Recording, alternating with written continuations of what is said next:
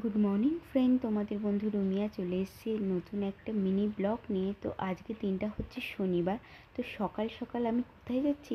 সকাল সকাল আমি রেডি হয়ে নিয়েছি, আমি যাচ্ছি আজকে বড় মার কাছে পুজো দিতে।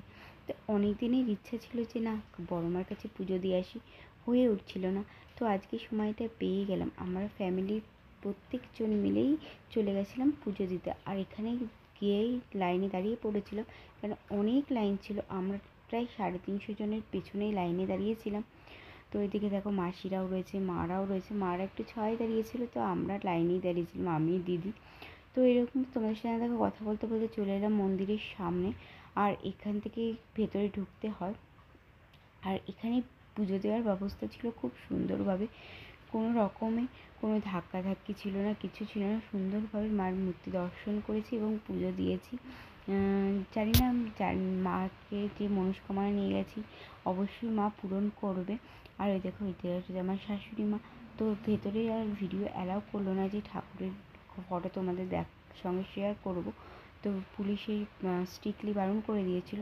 তো আর ভেতরে গিয়ে আমি তোমাদের ভিডিওটা শেয়ার করতে পারিনি। ওই এখনও অবধি লাইনে রয়েছি। ওই গেটটা দেখতে পাচ্ছ, ওই গেট দিয়েই আমরা মন্দিরে ঢুকবো। তো দেখো, আর